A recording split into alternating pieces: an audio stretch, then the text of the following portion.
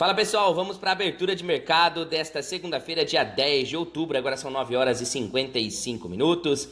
As bolsas pelo mundo afora, mistas hoje, iniciaram o dia como os Estados Unidos, como a Europa, um dia madrugada no campo negativo, mas agora recuperam. Alguns índices já estão positivos, alguns estão negativos. Tá essa briga entre touros e ursos no dia de hoje.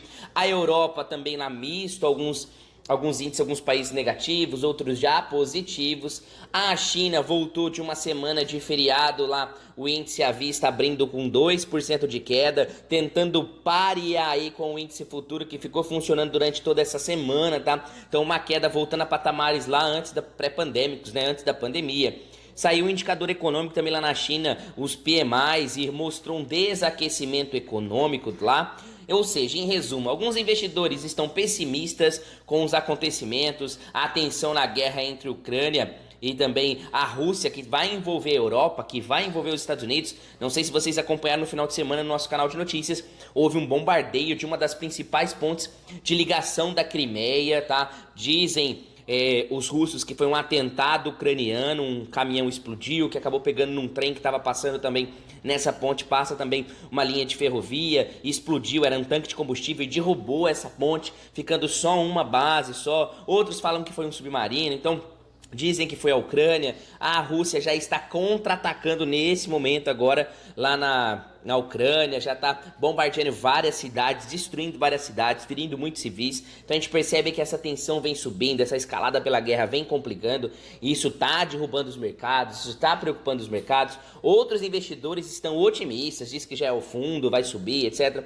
A gente aqui também no Brasil com um sentimento um pouco mais otimista devido aos indicadores. Saiu o Boletim Focus de novo, nós vamos comentar positivo também. Então tá esse misto de incerteza. E isso derruba os mercados, isso faz o mercado ir devagarzinho lá atrás. Então tá muito difícil esses meses.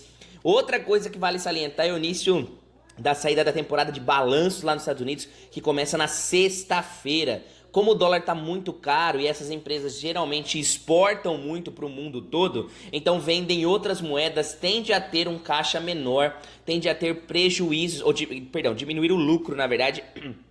Pode até ter prejuízo, mas pode vir até abaixo do esperado devido à fortificação da moeda do dólar, tá? Então isso é ruim também para as empresas que exportam lá nos Estados Unidos, que podem perder, tá exportando para moedas mais fracas, então acaba caindo o preço e acaba perdendo lucratividade por essa questão aí dos juros altos, né? Então todo mundo tá migrando lá para os Estados Unidos para comprar títulos de renda fixa, então tá comprando dólar, e o dólar tá subindo, inclusive o DXY nesse momento subindo 0,37, 0,38 nesse momento. Vamos dar uma olhadinha como é que estão as bolsas lá fora. Nos Estados Unidos o Dow Jones está subindo 0,39%, o S&P 500 subindo 0,35% e a Nasdaq subindo 0,26%. O S&P 500 VIX subindo também, tá em 31, na casa dos 31 pontos nesse momento, indo buscar os 32. Mas como as linhas bolsas subindo e o VIX também está subindo, sim, a volatilidade das opções está aumentando e o medo dos investidores também estão achando que realmente é um pullback. Pode ver que conforme está subindo a bolsa, o VIX está indo atrás, aumentando o medo, porque está achando que realmente é um pullback para afundar mais. Essa é a leitura que nós temos nesse momento, o medo dos investidores aumentando cada vez mais, e vai aumentando, tá bom? Indo lá para a Europa, o Eurostock 50 das 50 principais empresas está subindo 0,83%.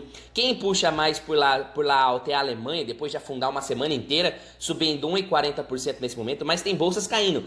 A Suíça está caindo, França caindo, então de olho aí, tem bolsas negativas nesse momento também lá na Europa, tá bom? Indo para a Ásia, a Rússia caindo 0,35, indo buscar os 98 mil pontos, perdeu 100 mil pontos, afundando cada vez mais com essas questões da guerra. Os investidores não gostam de incertezas, tá bom? Lá no Japão, a Nikkei 225 tá no 0 a 0 depois de ter fechado negativo, o Topix 1,44%, como a gente comentou com vocês que a China abriu negativo, puxando também um pouco mais o Japão também. Indo lá para a China, o Hang Seng nesse momento caindo 1,34 e a China A50 caindo 3,53% nesse momento na China, com as notícias que saíram por lá da volta pós-feriado, tá bom? Na Austrália subindo 0,46% nesse momento. na Austrália, continuando nos emergentes, Nigéria caindo 0,12%, África caindo 0,63% e vindo aqui para o Brasil positivo nesse momento 0,10% e o dólar caindo nesse momento 0,50%, ou seja, o dólar caindo 0,5% e o índice futuro subindo levemente 0,10%, abriu negativo e está voltando nesse momento. Indo para os commodities, o minério de ferro voltou a sua cotação na bolsa de Dalian e subiu essa madrugada 2,2% lá. Isso pode puxar as nossas ações por aqui, tá bom? O Bitcoin ainda continua na casa, tá caindo um pouquinho, mas continua segurando na casa dos 19 mil pontos. Será que vai segurar? Será que vai buscar os 16? Por enquanto, lateralização entre 19 e 20. Uma briga muito forte de muito tempo que o Bitcoin tá travado nessas duas resistências, nesse suporte, nessa resistência. Vamos ver como vai, para que lado vai tomar. Perder os 19 a 16 mil pontos, 16 mil dólares e ganhar os 20. Pode voltar sim a buscar os 24, depois 28 mil dólares, tá bom? Continuando com os metais, os commodities, os metais preciosos nesse momento continuam caindo. O ouro caindo em 42, a prata caindo em 64. Isso demonstra a migração de títulos, até mesmo os metais preciosos que são seguros, indo para compra de títulos lá nos Estados Unidos, que estão pagando muito bem sem risco, tá bom? É uma primeira economia do mundo, todo mundo quer comprar esses títulos e ganhar sem ter risco, tá bom? O ouro e o dólar ficam oscilando, a prata também serve como hedge, mas nesse momento, até do ouro e da prata, dos metais preciosos estão migrando para os títulos de renda fixa americano. O petróleo Brent, o contrato para dezembro de 2022, que é o contrato referência para a Petrobras, está caindo 0,23%. O gás natural está caindo também levemente 0,1%, está na casa dos 6 dólares e 74 centes nesse momento, tá?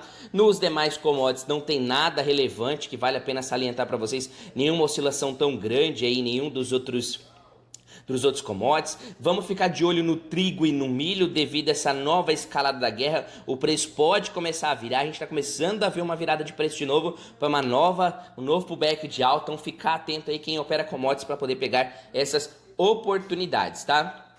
Vindo para a nossa agenda, nos Estados Unidos hoje é feriado, né? Dia de Colombo por lá, né? Um feriado muito importante, tá bom? Então ficar de olho aí como vai funcionar o dia de hoje. Saiu também o relatório do Boletim Focus às 8h30 da manhã. Vamos pegar aqui em tempo real para vocês o Boletim Focus. E veio notícia positiva para o Brasil de novo. O IPCA 22 caiu de 5,74 para 5,71. O IPCA de 23 permaneceu em 5. O IPCA de 24 caiu também de 3,5 para 3,47. Ou seja, uma projeção muito boa. Continua o Brasil tendo notícias positivas semanalmente pelo Banco Central e as suas projeções. O PIB permaneceu para esse ano 2,70 e o PIB para 2023 já tem uma alta de 0,53 para 0,54, tá bom? Câmbio permanece, Selic permanece, notícias positivas para o Brasil, tá bom? Não tem mais agenda, não tem nada tão relevante que possa movimentar o mercado, tá bom? E dando uma olhadinha nas principais manchetes dos principais jornais de economia do mundo. Aumento de tensão na guerra da Ucrânia reforça a queda no sentimento do investidor na Europa e o preço da gasolina cai pela 15ª semana consecutiva. Essas são as principais manchetes dos principais jornais pelo mundo afora, tá bom, pessoal? É isso aí, essa foi a nossa abertura e bora pro game.